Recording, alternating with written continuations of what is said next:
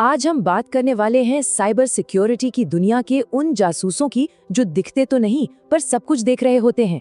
ये कोई मामूली हैकर्स नहीं है, ये डिजिटल दुनिया के वो भूत हैं जिन्हें एडवांस्ड पर्सिस्टेंट थ्रेट्स या कहें APTs कहा जाता है। तो चलिए इस चीज को और गहराई से समझते हैं। देखिए, एक APT को समझने के लिए सबसे पहले एक अलग तरह की चोरी के बारे में सोचना होगा। जरा सोचिए कि किसी के घर में कोई घुस आया है, लेकिन घर में कोई टूटी हुई खिड़की नहीं है, कोई सामान इधर उधर बिखरा नहीं है, सब कुछ बिल्कुल वैसा है जैसा होना चाहिए।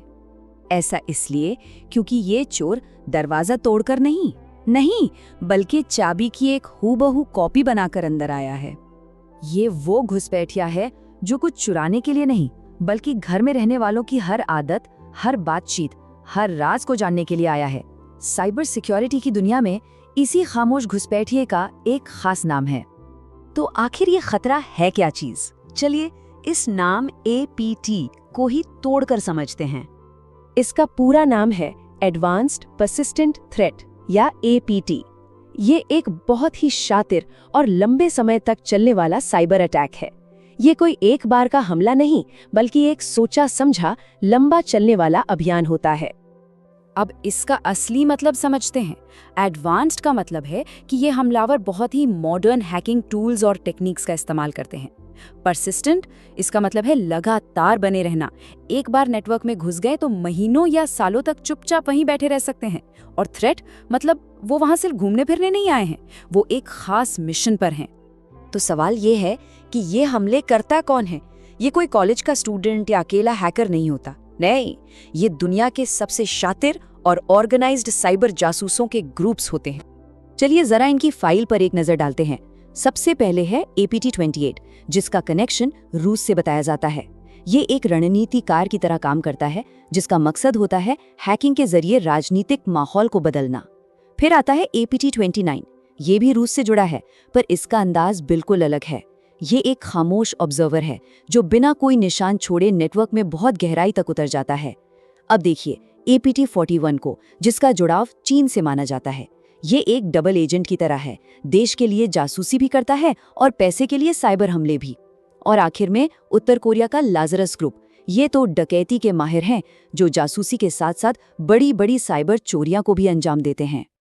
तो अब जब हम ये जान गए हैं कि ये कौन है, तो सबसे बड़ा सवाल ये उठता है कि आखिर ये सब करते क्यों हैं? इनका असली मकसद क्या होता है? और यहीं पर एक आम हैकर और एक APT ग्रुप में जमीन आसमान का फर्क आ जाता है। देखिए, एक आम हैकर को तुरंत पैसा चाहिए होता है, जैसे कोई चोर दुकान का ताला तोड़कर चोरी कर ले। लेकिन एक APT ग्रुप एक जासूस की तरह है।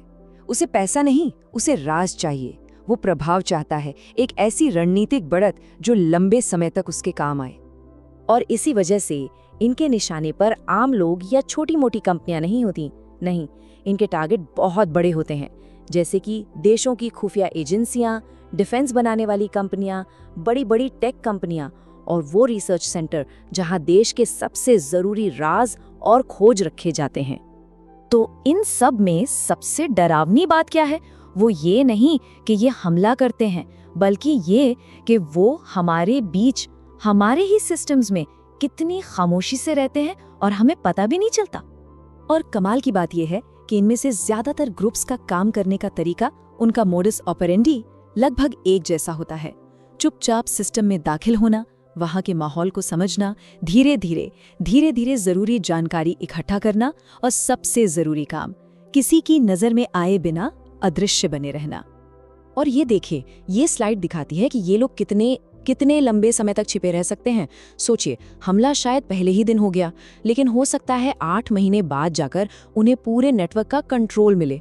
2 साल बाद वो पहली जरूरी जानकारी चुराएं और अक्सर 3 साल या उससे भी ज्यादा समय बाद जाकर पता चलता है कि कोई घुसपैठिया इतने समय से अंदर मौजूद था।